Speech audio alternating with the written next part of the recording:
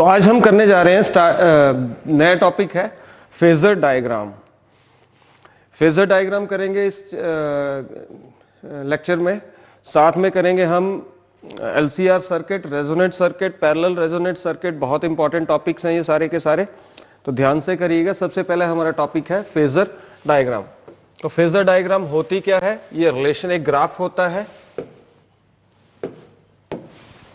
It is the graph या diagram between the alternating current and alternating EMF. ये graph या diagram relationship बताता है अल्टरनेटिंग करंट और अल्टरनेटिंग ईएमएफ के बीच में। तो ये ग्राफ मैंने यहां पे ड्रॉ किया हुआ है। एक ग्राफ है, एक तरफ मैंने एक्स एक्सिस आ गई मेरे पास, दूसरी तरफ मेरे पास वाई आ गई। यहां पे ईएमएफ भी है और करंट भी है। तो ईएमएफ और करंट के बीच में रिलेशनशिप बताता है, उस डायग्राम को हम बोलते हैं फेजर डायग्राम। तो ये तो आ गई फेजर डायग्राम की डेफिनेशन। इसमें नोट 1, फेजर डायग्राम जो है आपके पेज नंबर 283 पे सारा कुछ लिखा हुआ है। जो लिखा है मैं उसको रीड कर रहा हूं। तो फर्स्ट नोट क्या बोलता है कि कोई भी फेजर डायग्राम है उसमें अल्टरनेटिंग करंट या अल्टरनेटिंग ईएमएफ जो है उनकी पीक वैल्यू, अल्टरनेटिंग करंट और अल्टरनेटिंग ईएमएफ की पीक वैल्यू को हम एरोज के साथ डिनोट करते हैं और उन एरोज को हम बोलते हैं फेजर्स। और ये फेजर्स जो हैं ये रोटेट करते हैं इन एंटी क्लॉकवाइज डायरेक्शन। जैसे अल्टरनेटिंग करंट है I और अल्टरनेटिंग ईएमएफ है E। इनकी पीक वैल्यू, अल्टरनेटिंग करंट की पीक वैल्यू होती है I नॉट और अल्टरनेटिंग ईएमएफ की पीक वैल्यू होती है E नॉट। जो हमने कल इक्वेशंस की थी, I is equal to I nought sine omega T और E is equal to E nought sine omega T. तो ये I जो था ये इंस्टेंटेनियस वैल्यू थी करंट की और I not peak value current की थी। E is the instantaneous value of alternating EMF और E nought is the peak value of the alternating EMF. तो इनकी पीक वैल्यूज जो है, ईएमएफ और करंट की पीक वैल्यूज को हम एरोज से डिनोट करते हैं और इन एरोज को हम बोलते हैं फेजर्स।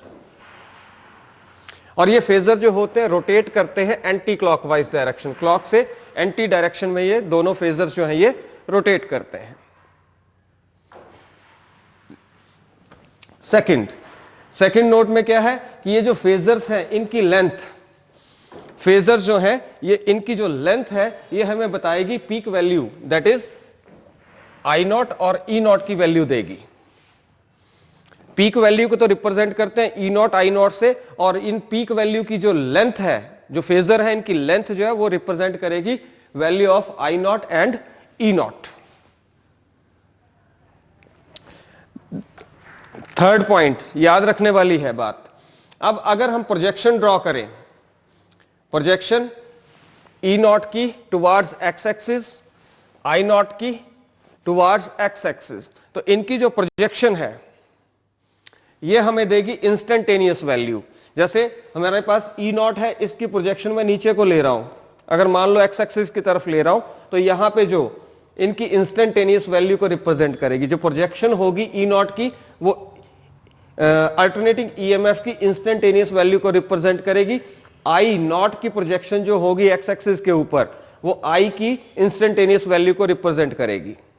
ठीक है, इसी तरह से E नॉट की अगर हम प्रोजेक्शन लेते हैं वाई एक्सिस के अलोंग, तो वो वाई एक्सिस के अलोंग अल्टरनेटिंग ईएमएफ जो है उसकी इंस्टेंटेनियस वैल्यू बताएगी। I जो हमारा करंट है उसकी अगर I नॉट के प्रोजेक्शन लेते हैं हम टुवार्ड्स वाई एक्सिस, तो हमें इंस्टेंटेनियस वैल्यू बताएगी अल्टरनेटिंग करंट की।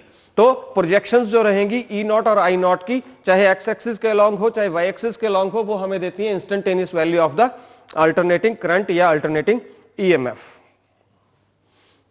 अब उसके बाद बात याद रखने वाली है, फोर्थ पॉइंट जो है कि अगर ग्राफ जो है हम प्रोजेक्शन किस एक्सिस के अलोंग लेंगे, एक्स एक्सिस के अलोंग लेंगे या वाई एक्सिस के अलोंग लेंगे। तो अगर ग्राफ जो है हमारा वो साइन है, अगर हमारी इक्वेशंस जो है वो साइन में है, I is equal to I nought sine omega T, E is equal to E nought sine omega T, या I is equal to I nought cos omega T, या E is equal to E nought cos omega T. अगर तो हमारे graph जो है, जो curve है वो किस में हो, साइन में हो, साइन ओमेगा टी में हो, ठीक है, तो जो हम प्रोजेक्शन लेंगे वो लेंगे अलोंग वर्टिकल एक्सिस, यानी कि अलोंग वाई एक्सिस। अगर हमारी इक्वेशन जो है I is equal to I not sine omega T है, तो हम प्रोजेक्शन जो लेंगे वो इस एक्सिस के अलोंग लेंगे, ठीक है। और अगर हमारा ग्राफ जो है ये कोसाइन कर्व है, जैसे E इज इक्वल टू या I is equal to sine में है, तो हम प्रोजेक्शन लेंगे अलोंग। अगर मेरे इक्वेशन जो है वो साइन में है, उसमें साइन ओमेगा टी इन्वॉल्व है, तो हम प्रोजेक्शन लेंगे अलोंग वर्टिकल एक्सिस। और इसी तरह से अगर मेरी इक्वेशन जो है, मान लो I is equal to I not cos omega T, okay. अगर मेरी इक्वेशन कॉसिकेंट में है, कॉस में है, तो हम जो प्रोजेक्शन लेंगे अलोंग एक्स एक्सिस लेंगे या अलोंग हॉरिजॉन्टल एक्सिस लेंगे। तो ये चीज आपने याद रखनी है कि प्रोजेक्शन किस डायरेक्शन में होगी। अगर इक्वेशंस जो हैं, चाहे करंट की इक्वेशन हो चाहे हमारी ईएमएफ की इक्वेशन हो, अगर उसमें sine trigonometric ratio sine involve है, then projection will be taken along vertical axis. और अगर हमारी जो इक्वेशंस हैं उनमें कॉस इन्वॉल्व है, ट्रिग्नोमेट्रिक रेशियो कॉस इन्वॉल्व है, then we will take the projection along this horizontal axis, that is X axis. और नेक्स्ट पॉइंट, फिफ्थ पॉइंट जो है कि फेज डिफरेंस अल्टरनेटिंग ईएमएफ या अल्टरनेटिंग करंट के बीच में जो फेज डिफरेंस होगा, वो फेज डिफरेंस जो है वो कौन देगा हमें, वो देगा angle between the phasors. Phase difference alternating EMF और अल्टरनेटिंग करंट के बीच में जो फेज डिफरेंस होगा वो हमें देगा एंगल बिटवीन द फेजर्स। और फेजर क्या है? Phasors are the arrows which are representing the peak value of alternating current and alternating EMF. अब नेक्स्ट है हमारा टॉपिक। अब इनको हमने यूज करना है, इनको हमें यूज करना है। तो हम क्या करेंगे, एक प्योर रजिस्टर। प्योर रजिस्टर मतलब ऐसा जिसमें रेजिस्टेंस हो, प्योर रजिस्टर्स।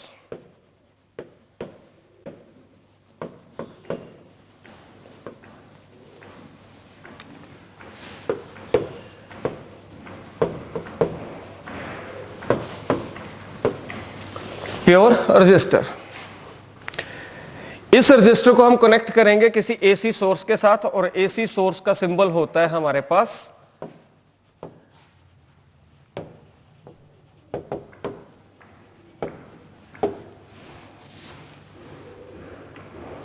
किसी एसी सोर्स के साथ कनेक्ट करेंगे और हम उसकी फेजर डायग्राम जो है उसको ड्रॉ करेंगे, और हम ये बताएंगे कि करंट और वोल्टेज या दोनों के बीच में फेज डिफरेंस जीरो होता है या both are in same phase. Current और वोल्टेज के बीच में फेज डिफरेंस जीरो होता है and both are in same phase. तो ये करेंगे हम। फर्स्ट एक्सप्रेशन है पेज नंबर 284 पे।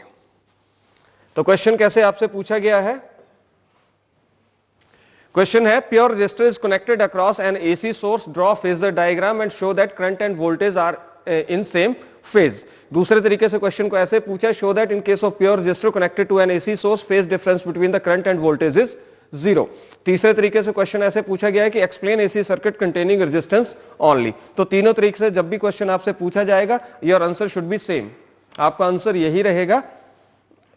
तो इसको करने के लिए हम क्या करेंगे, हम एक रजिस्टर ले लेंगे। एक रजिस्टर है जिसकी रेजिस्टेंस कितनी है, आर है, उसको हमने एक एसी सोर्स के साथ कनेक्ट कर दिया। एसी सोर्स ये है, इसके साथ हमने कनेक्ट कर दिया। अब इस रजिस्टर से क्या होगा, करंट आई पास करेगा,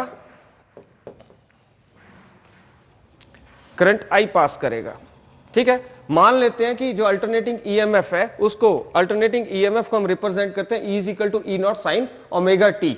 तो alternating EMF is represented by E is equal to E not sine omega T. यहां से आप I जो है उसको फाइंड आउट कर सकते हो। करंट निकालना हो तो करंट क्या होता है, E upon R. Ohm's law apply करेंगे तो अब E जो है इसकी जगह हम E nought sine omega T लिख देंगे, तो हमारे पास करंट क्या आ गया, I is equal to E not sine omega T upon R. ये हमारे पास, हमने इसको मान लिया इक्वेशन 2, और ये जो है हमारे पास आ गई इक्वेशन 1। अच्छा, हम मान लेंगे E नॉट अपॉन आर, ये वाला E नॉट अपॉन आर, इसको मान लेंगे हम I नॉट, ठीक है। तो E नॉट अपॉन आर क्या आ गया मेरे पास, I नॉट आ गया। तो मेरे पास अब जो इक्वेशन सेकंड थी वो क्या बन गई, I is equal to I not sine omega T. तो आप जो लेके चले थे, आप क्या लेके चले थे, ईएमएफ लेके चले थे, E is equal to E not sine omega T, और जब आप रिजल्ट तक पहुंचे तो आपके पास क्या मिला, I is equal to I not sine omega T. तो ये इन दोनों के बीच में क्या है, फेज रिलेशनशिप को शो करेगी। अब इसकी अगर हमें फेजर डायग्राम जो है उसको ड्रॉ करना है तो कैसे करेंगे, बहुत सिंपल है। आपको वो 5 के 5 पॉइंट जो है वो याद रखने हैं, आपको वो पांचों के पांचों पॉइंट याद रखने हैं। तो सबसे पहले क्या करोगे, आप एक्सिस ड्रॉ कर लोगे।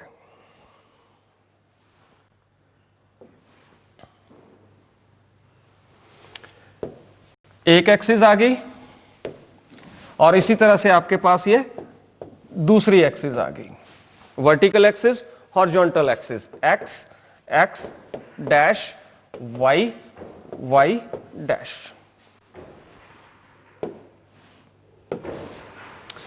अब अल्टरनेटिंग करंट और अल्टरनेटिंग ईएमएफ, अगर आप इनकी दोनों की इक्वेशंस को देखें,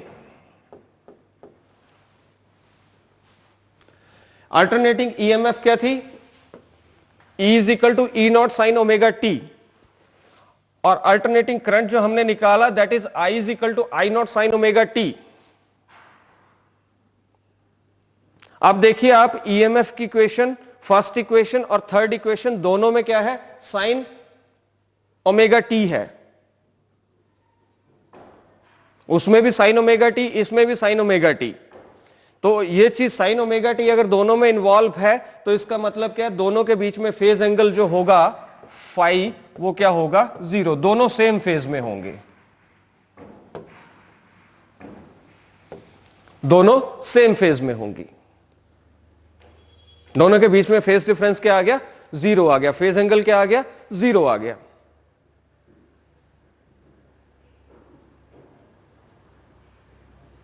ठीक है, एक चीज हमने नोट कर ली कि दोनों में साइन है तो दोनों के बीच में फेज एंगल क्या होगा, 0 होगा। अब दूसरी चीज ऑब्जर्व करते हैं, ईएमएफ हमारे पास E not sine omega T थी, पर जो करंट आया वो ईएमएफ से कुछ डिवाइड हो रहा है, आर से डिवाइड हो रहा है। आई कैसे आया, E upon R, current divide होके आ रहा है, इसका मतलब करंट छोटा होगा, कम होगा in comparison to EMF. EMF ज्यादा होगी, बड़ी होगी, करंट कम होगा। तो जो फेजर बनेंगे, ईएमएफ का फेजर बड़ा होगा, करंट का फेजर का साइज छोटा होगा। दोनों में साइन इन्वॉल्व है, इसलिए दोनों की प्रोजेक्शन हम वाई एक्सिस के अलॉन्ग लेंगे। 3 पॉइंट हमें याद रखने हैं।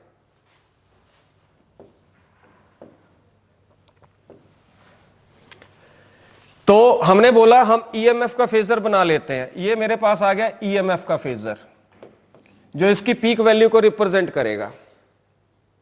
अब ईएमएफ का जो है वो बड़ा होगा, ईएमएफ बड़ी होगी क्योंकि करंट आ रहा है, उसमें रेजिस्टेंस जो से डिवाइड हो रही है ईएमएफ, तब हमें करंट की वैल्यू मिल रही है।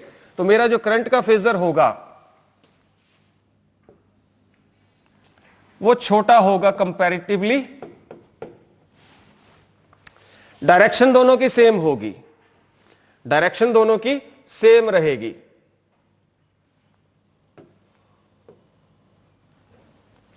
दोनों एक ही डायरेक्शन में होंगे। क्यों? क्योंकि ईएमएफ की इक्वेशन में भी साइन ओमेगा टी था और करंट की इक्वेशन में भी साइन ओमेगा टी था, तो दोनों के बीच में फेज एंगल 0 होगा। इसका मतलब दोनों की डायरेक्शन सेम होगी। ईएमएफ जो है वो बड़ी है, करंट जो है वो छोटा है, इसलिए ईएमएफ का फेजर बड़ा होगा, करंट का फेजर छोटा होगा। अब हमने बात करनी है प्रोजेक्शन की। प्रोजेक्शन हमें देती है इंस्टेंटेनियस वैल्यू ऑफ करंट और ईएमएफ। प्रोजेक्शन हमें देती है instantaneous value of current and EMF. तो अब हम ड्रॉ करेंगे प्रोजेक्शन। अब प्रोजेक्शन का कैसे पता लगाएंगे? क्योंकि अगर करंट के उसमें देखेंगे, इक्वेशन में देखेंगे कौन सी है, साइन ओमेगा टी है या कॉस ओमेगा टी। अगर कॉस ओमेगा टी होगा तो projection should be along the horizontal axis. पर अगर दोनों की इक्वेशन हम अगर यहां इस केस में ऑब्जर्व करें, दोनों की इक्वेशन में साइन ओमेगा टी है, करंट की इक्वेशन में भी और ईएमएफ की इक्वेशन में भी साइन इन्वॉल्व है। इसका मतलब दोनों की जो प्रोजेक्शन होगी that projection will B along vertical axis. तो करंट की जो प्रोजेक्शन होगी ये हमें देगी इंस्टेंटेनियस वैल्यू ऑफ करंट,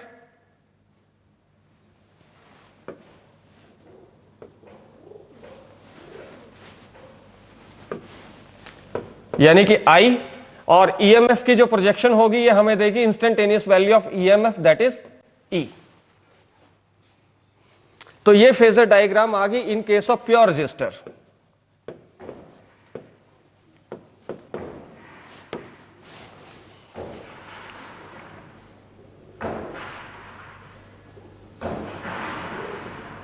तो ये क्वेश्चन आपको आ सकता है 2.5 मार्क्स का, जिसमें पूछ सकता है कि आप phasor diagram in case of pure register draw करिए, ठीक है, और ये बताइए कि दोनों के बीच में फेज डिफरेंस 0 होता है। तो फेज डिफरेंस इसलिए 0 होगा कि करंट की इक्वेशन में भी साइन ओमेगा टी था और ईएमएफ की इक्वेशन में भी साइन ओमेगा टी है, तो इनके बीच में कोई फेज डिफरेंस नहीं होगा, यानी फेज एंगल दोनों के बीच में 0 होगा। नेक्स्ट हमारा एक्सप्रेशन है, अच्छा साथ में इनका ग्राफ है। अब ये ग्राफ क्या है, करंट का फेजर छोटा है, ईएमएफ का फेजर बड़ा है, तो करंट की पीक वैल्यू कम होगी, ईएमएफ की पीक वैल्यू ज्यादा होगी। तो ये जो मैंने वायलेट कलर जो है इससे जो मैंने ये ड्रॉ किया हुआ है, कौन सा कलर है ये, ऑरेंज कलर से जो मैंने ड्रॉ किया हुआ है, तो ये रिप्रेजेंट कर रही है equation of current, curve for current. जो वायलेट कलर से मैंने रिप्रेजेंट किया ये आ गई equation sorry curve for current, और जो ग्रीन कलर से मैंने रिप्रेजेंट की है ये आ गई कर्व फॉर द ईएमएफ। तो इसकी प्रैक्टिस करनी है आपने। नेक्स्ट मेरा टॉपिक है, a pure inductor is connected, pure inductor is connected to an AC source, draw phasor diagram, और यह बताइए कि दोनों के बीच में फेज डिफरेंस 90 डिग्री होता है। एक प्योर इंडक्टर को मैं कनेक्ट करूंगा किसके साथ, एसी सोर्स के साथ, और साथ में मैं ये बताऊंगा कि दोनों के बीच में फेज डिफरेंस जो है वो कितना होता है, 90 डिग्री होता है।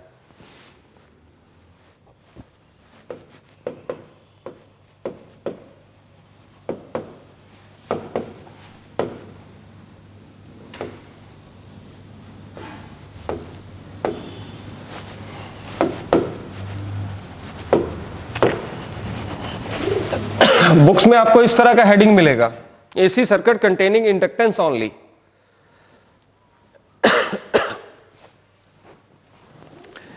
तो हमने एक इंडक्टर ले लिया, ये इंडक्टर है जिसकी इंडक्टेंस L है, सेल्फ इंडक्टेंस म्यूचुअल इंडक्टेंस पड़ा था, तो एक इंडक्टर ले लिया जिसकी इंडक्टेंस कितनी है, एक ही कॉइल है तो सेल्फ इंडक्टेंस होगी, तो इंडक्टेंस कितनी आ गई, L आ गई। इसको मैंने किसी एसी सोर्स के साथ कनेक्ट कर दिया।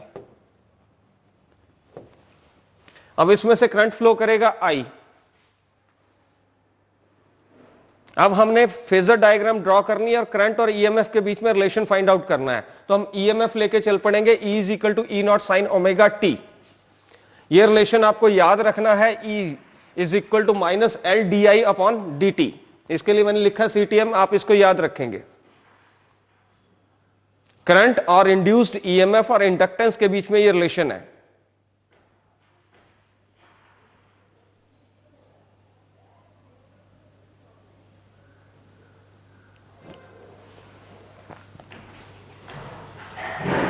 यहां पे नेगेटिव साइन ये बता रहा है, इस रिलेशन के अंदर नेगेटिव साइन हमें ये बता रहा है कि इंड्यूस्ड ईएमएफ जो वो चेंज इन करंट जो उसको अपोज कर रही है, और डायरेक्शन जो होगी इंड्यूस्ड ईएमएफ की वो अप्लाइड ईएमएफ के ऑपोजिट होगी। इसलिए अगर कोई भी रेजिस्टेंस अगर इंडक्टर की नहीं है तो अप्लाइड ईएमएफ जो होगी वो इंड्यूस्ड ईएमएफ के इक्वल होगी। तो D I upon D T जो है, जो अप्लाइड ईएमएफ है हमारे पास E, ये इंड्यूस्ड ईएमएफ स्मॉल e के इक्वल होगी। तो यहां से मेरे पास आ गया E is equal to minus small e। अब ये वैल्यूज सब्स्टिट्यूट कर दो, ई की जगह ई नॉट साइन ओमेगा टी लिख दो, और ई की जगह जो है हमारे पास आ जाएगा ये वाला L D I upon D T. तो माइनस माइनस क्या हो जाएगा, प्लस हो जाएगा, तो मेरे पास आ जाएगा E not sine omega T minus minus plus हो गया L D I upon D T. ये इक्वेशन मेरे पास आ गई। अब D I is equal to 1/L। मैं क्या करूंगा, मुझे करंट निकालना है, तो मैं सिर्फ इस डी आई जो है इसको इधर रखूंगा, बाकी सारी चीजों को इधर ले जाऊंगा। डी टी इधर डिवाइड हो रहा है, इधर आके मल्टीप्लाई होगा, एल इधर मल्टीप्लाई हो रहा है, दूसरी साइड आके डिवाइड होगा। तो यहां से मैंने निकाल लिया D I 1/L E not sine omega T into D T आ जाएगा। अब टोटल करंट निकालना है तो मुझे इंटीग्रेट करना पड़ेगा।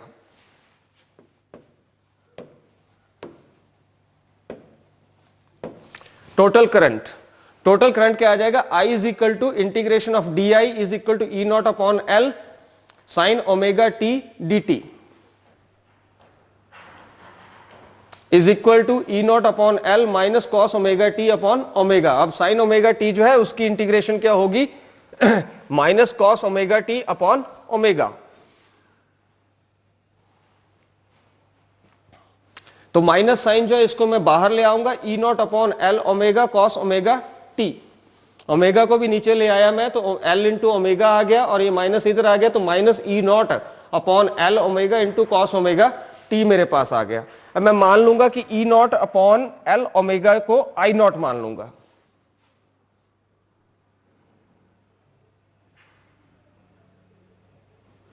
तो ई नॉट अपॉन एल ओमेगा की जगह मैं लिख दूंगा आई नॉट। तो मेरी फाइनल इक्वेशन जो आई वो आई I is equal to minus I not cos omega T.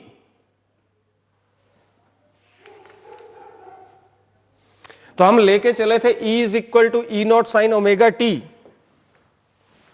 First equation, और फाइनल हम पहुंच रहे हैं कहां पे, I is equal to I not cos omega T.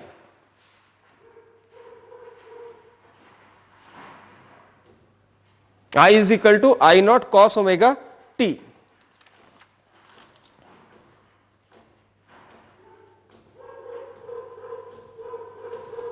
तो इसका मतलब क्या हुआ कि साइन लेके चले थे, कॉस में आ गए, तो दोनों के बीच में फेज एंगल कितना होगा, 90 डिग्री होगा।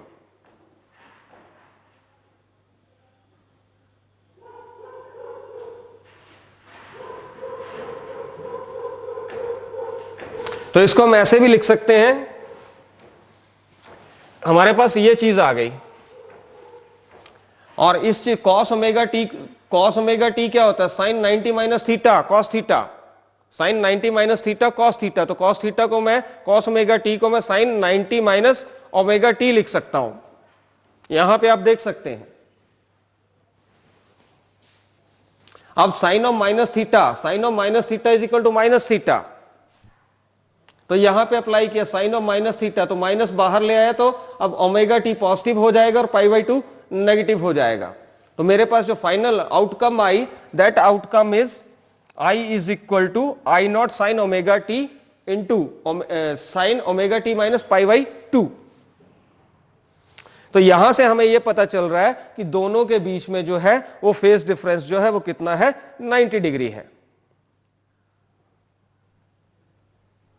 अगर हम फर्स्ट इक्वेशन को देखें, E is equal to E not sine omega T था, और फाइनल जो हमारा रिजल्ट आया I is equal to I not sine omega T minus π/2। Minus π/2 means दोनों के बीच में फेज डिफरेंस क्या होगा, 90 डिग्री होगा। अगर हम इनकी फेजर डायग्राम को ड्रॉ करना चाहें तो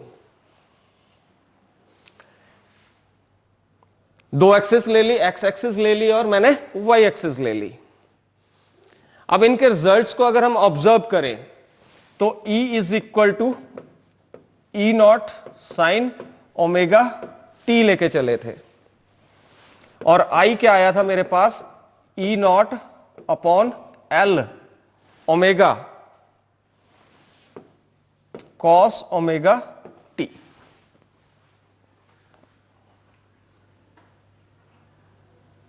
बाद में इसको हमने ऐसे लिख दिया था, I is equal to E naught upon L omega को मैंने मान लिया था, आई नॉट मान लिया था, और ये मेरे पास आया था sign omega T minus pi by 2।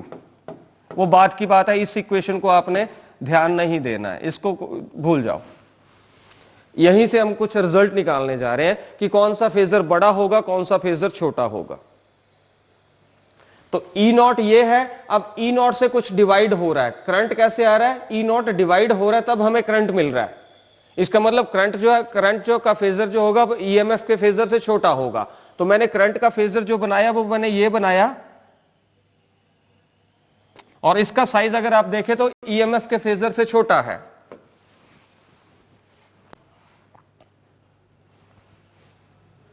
ठीक है, ईएमएफ का फेजर बड़ा होगा, तो ईएमएफ का फेजर मैंने ये बना दिया है।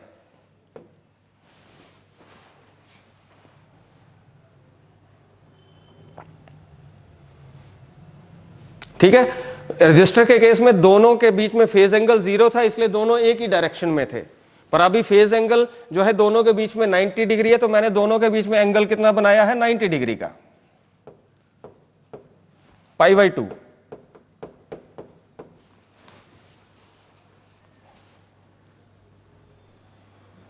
अब अगर आप ईएमएफ की इक्वेशन देखें तो E is equal to E not sine omega T है, इसलिए जो मैं ईएमएफ जो है ई नॉट जो है उसकी प्रोजेक्शन लूंगा अलोंग वर्टिकल एक्सिस।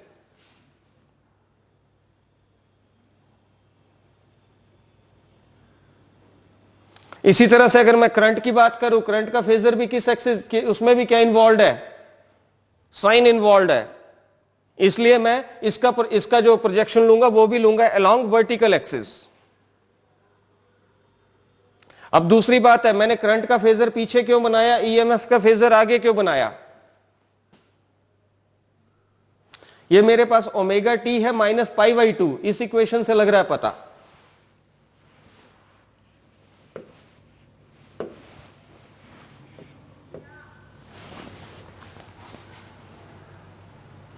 करंट का फेजर पीछे होगा, दोनों के बीच में फेज डिफरेंस कितना होगा, 90 डिग्री होगा।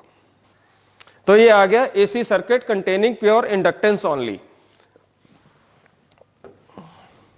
अगर इनका ग्राफ आप देखें थोड़ा सा, इसमें एक पीछे इमेज आ गई है,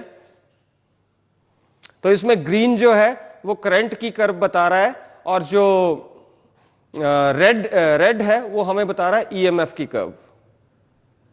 और ईएमएफ जो है उसमें क्या इन्वॉल्व है, हमारे साइन इन्वॉल्व है, तो ये ओरिजिन ओ से शुरू हो रही है, और जो हमारी दूसरी कर्व है उसमें कॉस इन्वॉल्व है, इसलिए वो माइनस आई नॉट से शुरू हो रही है, और दोनों के बीच में फेज एंगल है 90 डिग्री। अब इसी तरह से नेक्स्ट इसमें आ जाता है AC circuit containing capacitance only.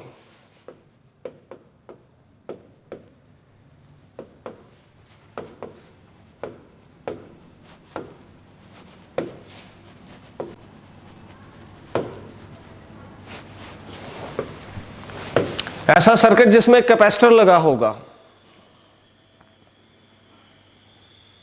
तो एक कैपेसिटर लेंगे, उस कैपेसिटर को मैं किसी एसी सोर्स के साथ कनेक्ट कर दूंगा, और इससे अब क्या होगा, करंट आई करेगा, और ईएमएफ इन्वॉल्व मैं मान लेता हूं ई है, और कैपेसिटेंस की कैपेसिटेंस सी है। हम फिर से लेके चलेंगे E is equal to E not sine omega T. हमने जब कैपेसिटेंस पढ़ी थी तो कैपेसिटेंस की कैपेसिटी थी C, Q is equal to VC करते थे हम, पर यहां पे हम वोल्टेज की बात नहीं कर रहे हैं, पोटेंशियल डिफरेंस की बात नहीं कर रहे हैं, पोटेंशियल डिफरेंस की मैक्सिमम वैल्यू यानी कि ईएमएफ की बात कर रहे हैं, तो Q is equal to VC की जगह EC आ जाएगा। अब हमें पता करंट और चार्ज के बीच में रिलेशन क्या होता है, I is equal to DQ upon DT। Q की जगह मैं लिख दूंगा EC लिख दूंगा, ठीक है। C को मैं बाहर ले आऊंगा, कैपेसिटेंस कांस्टेंट होगी, तो C जो है वो इंटीग्रल से बाहर आ जाएगा, तो ये मेरे पास आ गया C, और E की जगह मैं E nought sine omega T लिख दूंगा, मेरे पास ये आ गया। अब E नॉट भी कांस्टेंट है, पीक वैल्यू है, मैक्सिमम वैल्यू है, ये भी कांस्टेंट है, ये भी डिफरेंशिएशन से बाहर आ जाएगी, तो C E नॉट DDT of sine omega T. Sine की डिफरेंशिएशन होती है कॉस, तो DDT of sine omega T is equal to cos omega T into omega. तो मेरे पास आ गई ये चीज आ गई, ठीक है। तो यहां से इसको मैं लिख सकता हूं अब omega C E nought omega cos omega T. अब मैं सी ओमेगा ई नॉट जो है इसको मान लूंगा आई नॉट। तो मेरी ये वाली इक्वेशन जो है ये इक्वेशन के बन गई I is equal to I not cos omega T. और मैं इसको लिख सकता हूं कॉस और साइन के बीच में जो फेस डिफरेंस रहता है 90 degree, cos sine 90 minus omega T भी कॉस ओमेगा टी होता है, साइन 90 प्लस ओमेगा टी भी कॉस ओमेगा टी होता है। तो I is equal to I not sine 90 plus omega T मेरे पास आ जाएगा। अब इसमें आप देखिए कि करंट जो आ रहा है वो ईएमएफ के साथ कुछ मल्टीप्लाई हो रहा है।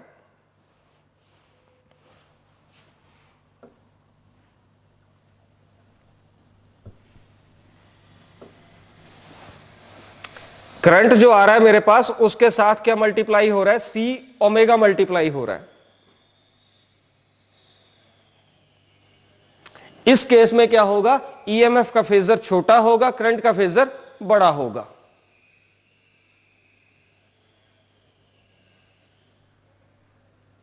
इस केस में ईएमएफ का फेजर छोटा होगा, करंट का फेजर बड़ा होगा। ईएमएफ का फेजर फर्स्ट क्वाड्रेंट में ही रहेगा और करंट का फेजर सेकंड क्वाड्रेंट में चला जाएगा।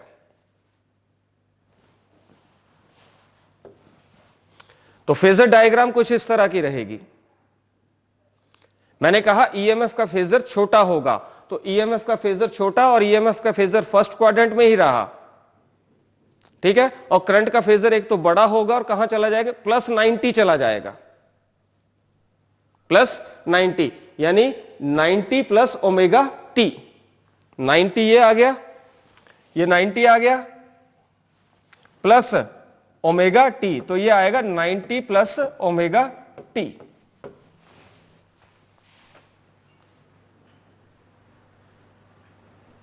हमारी इक्वेशन में था, हम लेके चले थे E is equal to E not sine omega T, और करंट क्या आया था हमारे पास, I is equal to I not sine omega T plus 90 भी बोल सकते हो। ये ओमेगा टी उसके आगे 90 डिग्री का एंगल यहां तक, यानी करंट और ईएमएफ के बीच में प्योर इंडक्टर के केस में फेज डिफरेंस 90 होगा और आपके कैपेसिटर के केस में फेज डिफरेंस 90 होगा, पर दोनों में थोड़ा सा डिफरेंस है कि इसमें जो फेजर है कैपेसिटर के केस में वो ईएमएफ के फेजर से आगे होगा, और जबकि इंडक्टर के केस में जो फेजर ऑफ करंट है वो ईएमएफ के फेजर से एक तो छोटा होगा और साथ में उससे पीछे होगा। ये चीज आपको रिमेंबर रखनी है। ये आ गया हमारे पास pure circuit containing pure AC circuit containing pure capacitor only. ये हमारे पास दोनों के बीच का ग्राफ है। ग्रीन लाइन, ग्रीन कर्व जो है it is representing EMF, EMF की कर्व है ये, और जो रेड है वो करंट की कर्व है। E naught is representing peak value of EMF, I naught is representing peak value of current, और दोनों के बीच में फेज एंगल, क्योंकि ईएमएफ जो E is equal to E not sine omega T है, इसलिए कर्व हमारी यहां से स्टार्ट हो रही है, और करंट वाले में I is equal to I not cos omega T है, तो हमारी कर्व यहां से स्टार्ट हो रही है इस पॉइंट से।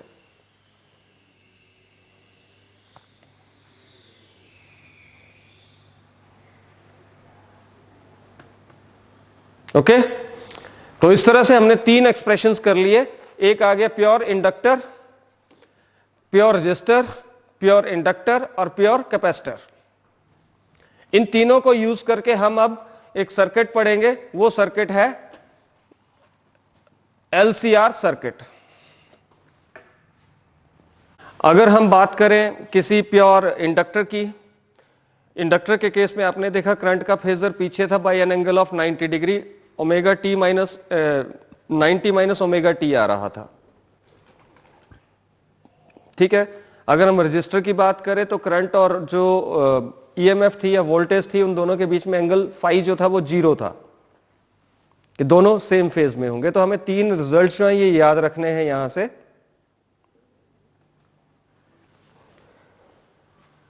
तो कैपेसिटर के केस में करंट लीड करता है वोल्टेज को by an angle 90 degree.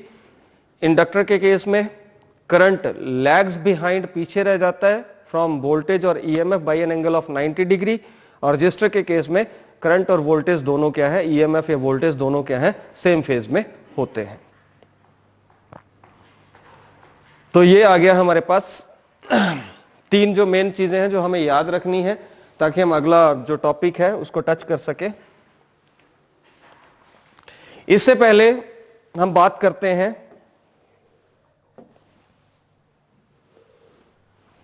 Resonant circuits.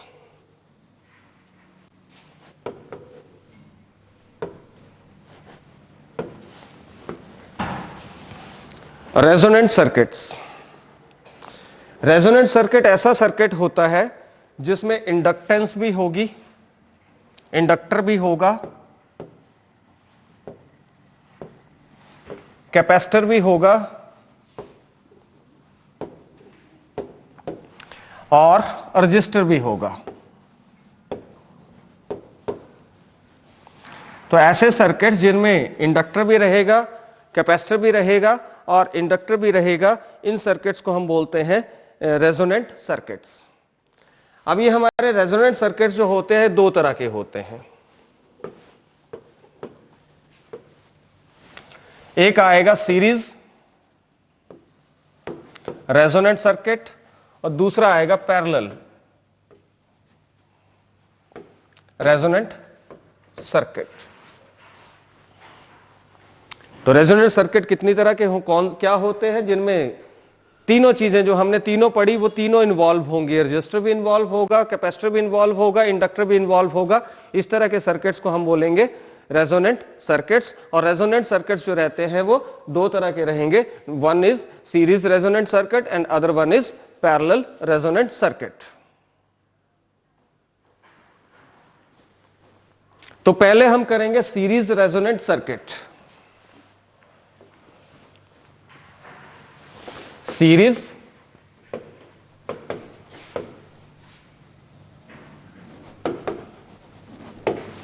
Resonant circuit. Series resonant circuit 291 page के ऊपर है। इसको हम एलसीआर सर्किट भी बोलते हैं, या इसको हम बोलते हैं AC circuit containing resistance, capacitor and inductor. AC circuit containing inductor, capacitor and resistor in series, इसलिए हम सीरीज रेजोनेंट सर्किट बोलते हैं इसको। LCR circuit means series resonant circuit. तो इसकी अगर आप डायग्राम को ऑब्जर्व करेंगे, इसकी डायग्राम ये है, इसमें हमने तीनों लिए हुए हैं, इंडक्टर है, कैपेसिटर है और रजिस्टर है। इंडक्टर की इंडक्टेंस L है, कैपेसिटर की कैपेसिटेंस C है, रजिस्टर की रेजिस्टेंस R है। और टोटल वोल्टेज मैं मान लेता हूं V, जो हमें, और इन तीनों को हमने सीरीज में कनेक्ट किया और साथ में इनको AC सोर्स के साथ कनेक्ट कर दिया, क्योंकि हमारे चैप्टर का नाम ही अल्टरनेटिंग करंट है। तो यहां पे जो सोर्स यूज करेंगे that is AC source.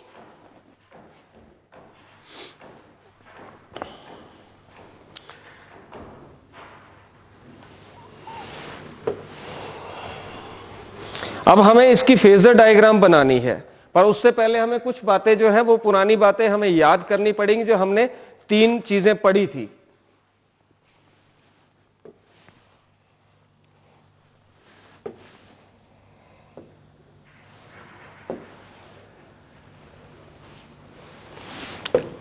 First point हमें याद रखना है इसमें कि किसी भी समय एम्पलीट्यूड जो रहेगा करंट का और एम्पलीट्यूड और फेज जो रहेगा करंट का, वो किसी भी समय सेम रहेगा सर्किट के अंदर। बट वोल्टेज जो होगी वो डिफरेंट होगी। करंट क्या रहेगा, एलसीआर में सेम रहेगा, I in L C R, ये क्या रहेगा इसका एम्पलीट्यूड,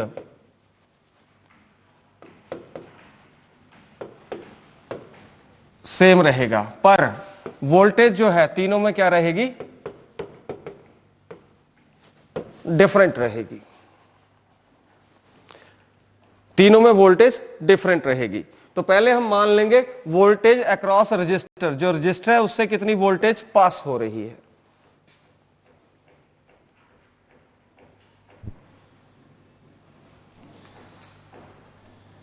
अब हमें यह पता है कि अगर रजिस्टर से अगर करंट पास होता है तो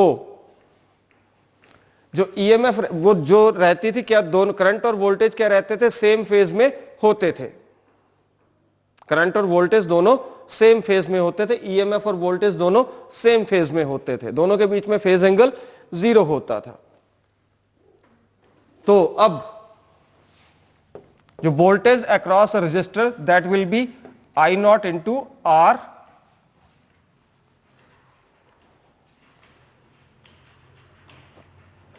ठीक है। इसी तरह से हम बात करें वोल्टेज अक्रॉस इंडक्टर, इंडक्टर से जो वोल्टेज है, करंट वही रहेगा, हमने ये बात की करंट इन एलसीआर, करंट का एम्पलीट्यूड, एम्पलीट्यूड मींस मैक्सिमम, ठीक है। तो करंट क्या रहेगा, सेम रहेगा, और इसके अक्रॉस जो इंडक्टर की रेजिस्टेंस होती है उसे हम बोलते हैं इंडक्टिव रिएक्टेंस, और इसको लिखते हैं हम जाई एल से, ये सिंबल है जाई, जाई एल, इंडक्टिव रिएक्टेंस।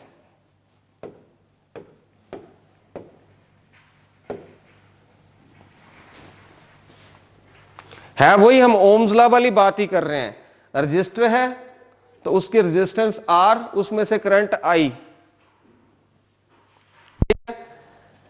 इंडक्टर है, इंडक्टर की रेजिस्टेंस जाइल, उससे करंट आई नॉट।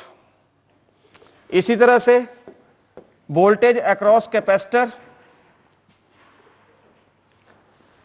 करंट वही रहेगा, और कैपेसिटर की जो रेजिस्टेंस होती है उसको बोलते हैं कैपेसिटिव रिएक्टेंस, जाई सी।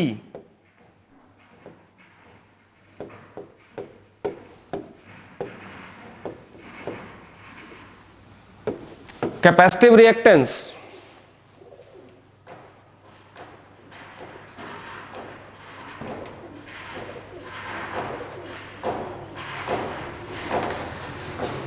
तो voltage across resistor V R is equal to I naught R, और voltage across the inductor that is V L is equal to I naught xi L, और voltage across capacitor that is I not into xi C आ जाएगा, ठीक है। और आपने याद रखना है यहां पे जाई एल जो है, xi L it is equal to omega L,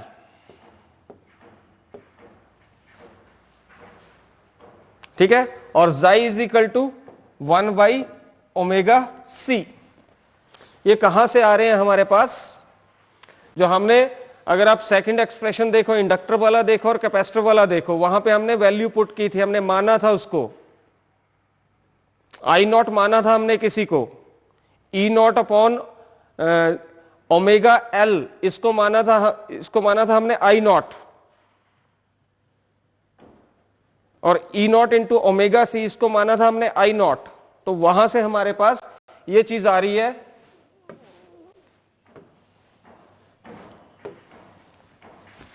capacitor का देखोगे यू विल फाइंड दिस कि कहीं ना कहीं ओमेगा सी था, और इंडक्टर का देखोगे वहां पे ओमेगा एल भी आपको मिलेगा। तो ये मेरे पास आगे, अब हमने फेजर डायग्राम ड्रॉ करनी है इसकी।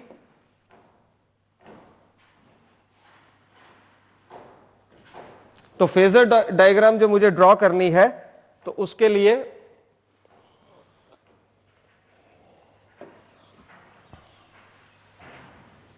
मैं 3 इक्वेशंस याद रखूंगा। पहली इक्वेशन है V R is equal to I not into R, V L is equal to I not into xi L, where xi L is equal to omega L, और V C is equal to I naught xi C, और xi C is equal to 1 by omega C. ये तीनों equation मुझे याद रखनी है। इसकी phasor diagram उन तीनों फेजर डायग्राम से, क्योंकि इसमें तीनों चीजें इन्वॉल्व हैं। इंडक्टर भी है इसमें, कैपेसिटर भी है इसमें, और साथ में इसमें रजिस्टर भी है, इसीलिए इसका नाम LCR रखा गया है, और तीनों सीरीज में है।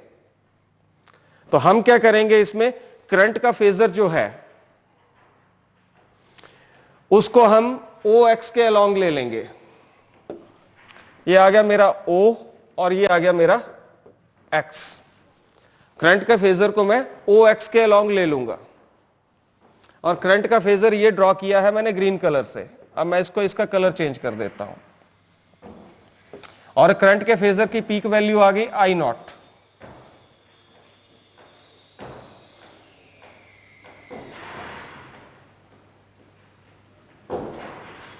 ओके, अगर हम रजिस्टर की बात करें, तो उसके रिजल्ट को याद रखें, तो वहां पे हमें यह मिला था कि करंट और voltage in case of pure resistor, current और EMF in case of pure resistor are in same phase. और उसमें यह भी था कि करंट का फेजर छोटा होता था और वोल्टेज का फेजर, ईएमएफ का फेजर बड़ा होता था।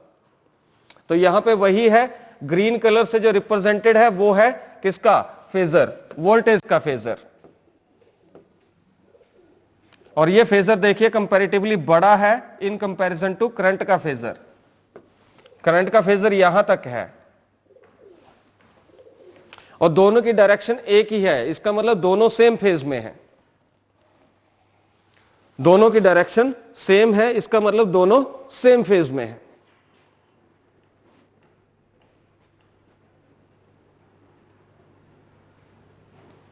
अब बात करते हैं हम, रेजिस्टेंस की बात हो गई। अब अगर करंट जो है वो पास करे किससे, इंडक्टर से, तो इंडक्टर वाला अगर हम रिजल्ट याद करें, तो इंडक्टर के केस में क्या था, करंट का फेजर वोल्टेज के फेजर से पीछे था।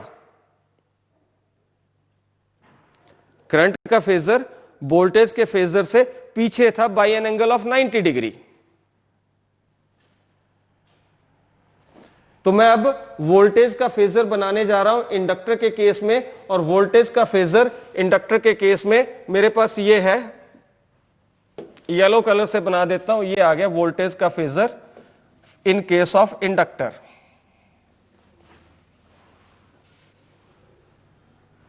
करंट का फेजर यही लिया मैंने, OX के अलोंग ही लिया। अब वोल्टेज का फेजर करंट के फेजर से इंडक्टर के केस में 90 डिग्री आगे है।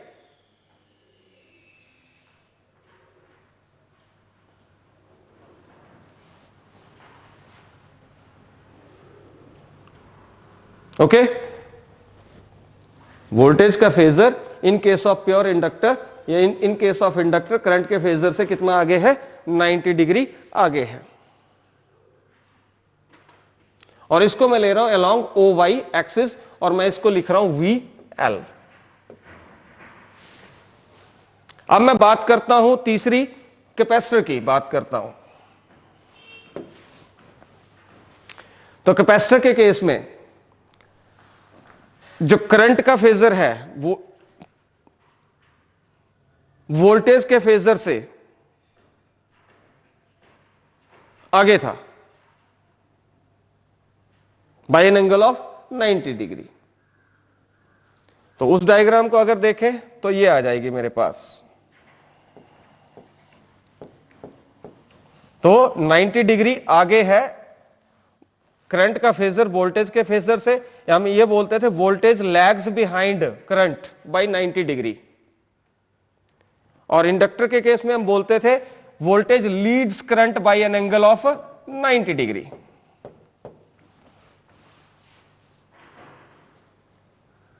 तो इसका मतलब करंट जो वोल्टेज का फेजर है और जो कैपेसिटर के इंडक्टर के केस में जो वोल्टेज का फेजर है और कैपेसिटर के केस में जो वोल्टेज का फेजर है, उनके बीच में एंगल कितना आ जाएगा, 180 degree.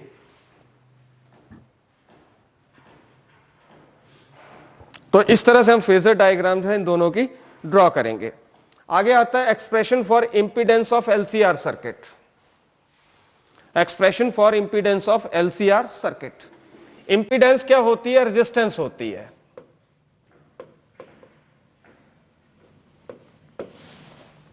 Impedance is the one kind of resistance.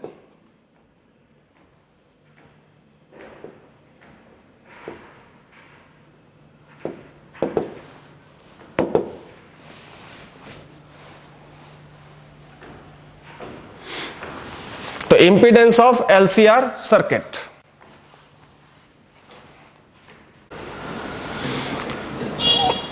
अब हम फाइंड आउट करेंगे इंपीडेंस ऑफ एलसीआर सर्किट।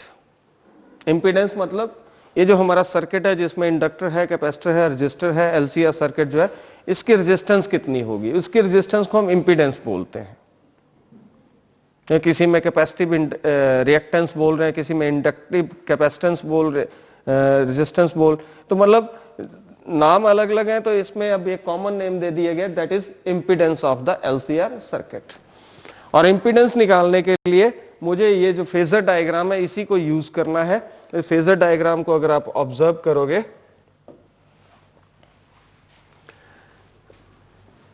तो अगर आप VC को ऑब्जर्व करेंगे यहां पे, तो VC हमारा, अगर मैं इसको मेजर करूं इस तरफ, तो ये मेरा VC यहां तक आएगा। VC ये आ गया, इस पॉइंट को मैं ले लेता हूं D, ये मेरा पॉइंट आ गया।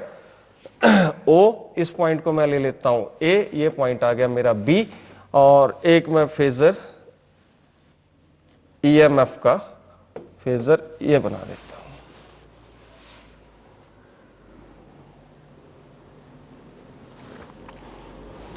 तो यहां से मैं ट्रायंगल लूंगा, right angle triangle OAB, OAB right angle triangle लूंगा, और इस एंगल को मैं मान लेता हूं फाई, फेज एंगल। और यहां पे मैं अप्लाई करूंगा पाइथागोरस थ्योरम।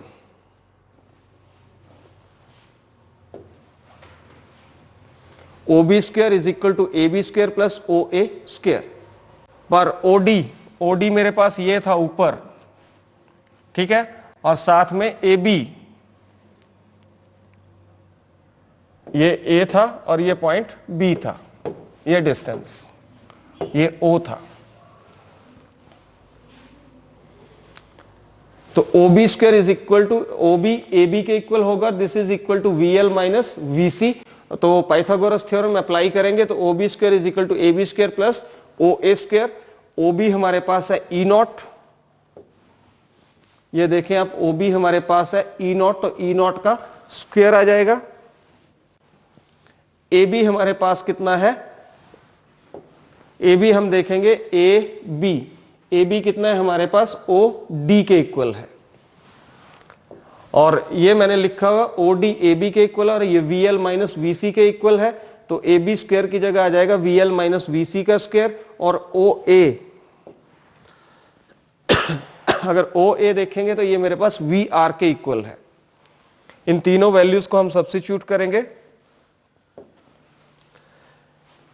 तो VL minus VC whole square plus VR square.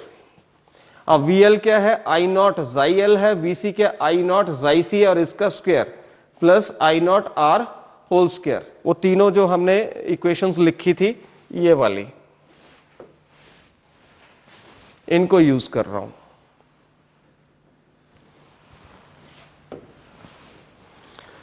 Next क्या आ जाएगा, इनसे I नॉट कॉमन आ रहा है, तीनों में से I नॉट, यहां से अगर आप देखें तीनों में I नॉट है, I नॉट, तो I नॉट स्क्वायर जो है वो बाहर आ जाएगा। तो हमारे पास क्या आएगा, E nought square is equal to I nought square xi L minus xi C whole square plus R square. इसका स्क्वायर रूट ले लेंगे दोनों तरफ, तो E नॉट का स्क्वायर रूट E नॉट आ जाएगा, E नॉट स्क्वायर का स्क्वायर रूट E नॉट आ जाएगा, और E nought is equal to इसका भी स्क्वायर रूट आ जाएगा। तो I नॉट का स्क्वायर रूट आई नॉट आ जाएगा और बाकी का अंडर रूट आ गया मेरे पास ये। आई नॉट को मैं दूसरी साइड ले जाऊंगा, E naught upon I naught is equal to under root xi L minus xi C whole square plus R square. E naught I naught को मैं मान लूंगा Z which is known as impedance. E naught I naught is Z which is known as impedance of the LCR circuit.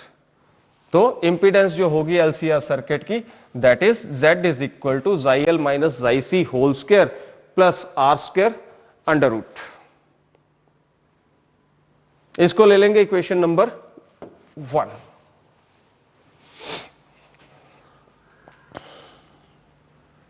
हमें याद रखना है, exam के लिए इंपॉर्टेंट है, वेरी इंपॉर्टेंट।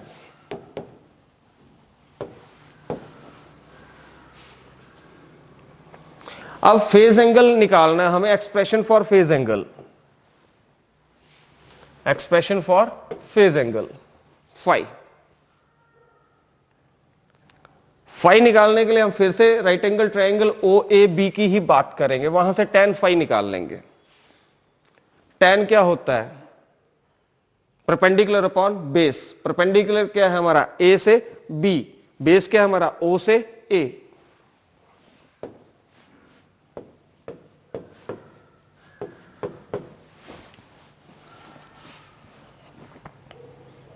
तो ये आ जाएगा हमारे पास ए बी अपॉन ओ ए, और ए बी हमारे पास क्या था? वी एल माइनस वी सी था। तो वी एल क्या था? आई नॉट जाई एल, और वी सी क्या है? आई नॉट जाइन सी। और ओ ए क्या है मेरे पास? वी आर के इक्वल। तो दोनों से आई naught xi L minus I naught xi सी से हम आई नॉट बाहर ले लेंगे, तो मेरे पास आ जाएगा I not into xi L minus xi C upon I not into R. I naught से आई आर कट जाएगा, तो मेरे पास tan फाई आएगा जाई L minus xi C upon are. यहां से आप फाई की वैल्यू निकाल सकते हो, तो phi is equal to tan inverse xi L minus xi C upon R, which is the expression for the phase angle. Simple है। अब हम कुछ स्पेशल केसेस करते हैं। रेजोनेंस, नाम आपने सुना होगा, रेजोनेंस। वेव्स एंड वाइब्रेशंस में सुना था +1 में। जब रेजोनेंस होगी, जब रेजोनेंस होगी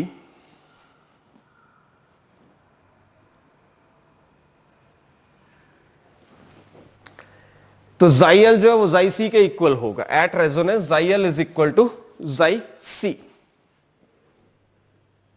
आप फर्स्ट इक्वेशन में भी पुट करोगे और सेकंड इक्वेशन इसमें भी पुट करोगे। फर्स्ट इक्वेशन में जब आप पुट करोगे तो फर्स्ट इक्वेशन हमारे पास क्या थी? z is equal to under root xi L minus xi C square plus R square. अब जब जाई एल जाई सी के इक्वल होगा तो जाई सी की जगह जाई एल लिखूंगा, xi L minus xi L is equal to 0। तो हमारे पास z बचेगा अंडर रूट आर स्क्वायर, जिसका मतलब क्या हो गया? z is equal to capital R. मतलब जब रेजोनेंस होगी तो एलसीआर सर्किट जो होगा उसकी रेजिस्टेंस प्योर रेजिस्टर के इक्वल होगी। उसकी रेजिस्टेंस के अंदर, उसकी इंपीडेंस के अंदर कैपेसिटर का और इंडक्टर की रेजिस्टेंस का कोई इफेक्ट नहीं होगा। उस समय रेजोनेंस के समय जो रेजिस्टेंस होगी, इंपीडेंस होगी एलसीआर सर्किट की, वो किसके इक्वल होगी? Resistance of the pure resistor only. दूसरा केस है इसमें। और अगर फेज एंगल की बात करें तो यहां भी जाई एल जाई सी के इक्वल हो जाएगा, तो ये 0 आ जाएगा, tan इनवर्स 0। ठीक है, तो tan इनवर्स को इधर ले आओ तो tan phi is equal to tan 0, इसका मतलब फाई इज इक्वल टू 0। तो रेजोनेंस के केस में फेज एंगल भी क्या हो जाएगा? 0 हो जाएगा, और इंपीडेंस जो है वो प्योर रेजिस्टर के रेजिस्टेंस के इक्वल हो जाएगी। अब बात करते हैं हम कि जब इंडक्टिव रिएक्टेंस ज्यादा होगी देन कैपेसिटिव रिएक्टेंस, उस केस में जब जाई एल इज ग्रेटर देन जाई सी, तो हम क्या करेंगे? फर्स्ट इक्वेशन जो है उसमें भी जाई सी जो है उसको निगलेक्ट कर देंगे, और सेकंड इक्वेशन है उसमें भी हम जाई सी को निगलेक्ट कर देंगे। जाई सी हट जाएगा तो मेरे पास बचेगा z is equal to xi L square plus R square whole under root.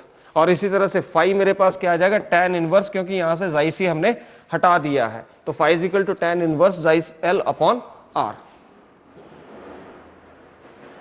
और इसका मतलब क्या हुआ, ये जो इस अब क्या होगा कि इस केस में वोल्टेज जो है वो करंट को लीड करेगी, और इस तरह का सर्किट जो होगा इसको हम बोलेंगे इंडक्टेंस डोमिनेटिंग सर्किट। इस सर्किट को हम कहेंगे इंडक्टेंस डोमिनेटिंग सर्किट।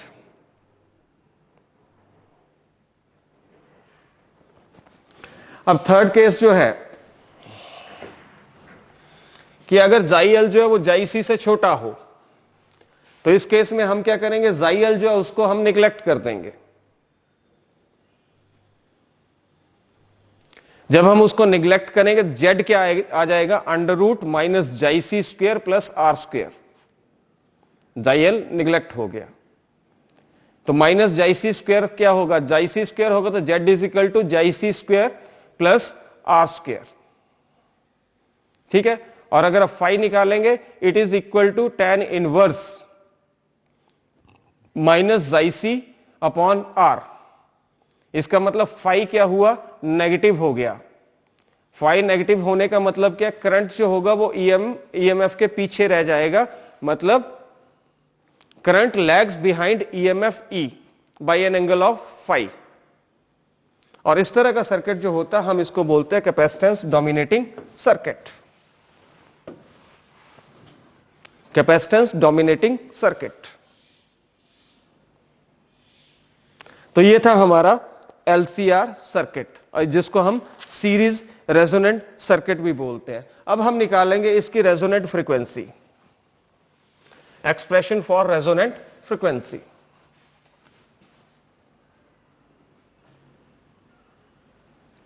तो एक्सप्रेशन रेजोनेंट फ्रीक्वेंसी हमें कैसे निकालेंगे, तो हमें पता है रेजोनेंट फ्रीक्वेंसी वो फ्रीक्वेंसी होती है which allows maximum current to flow through circuit.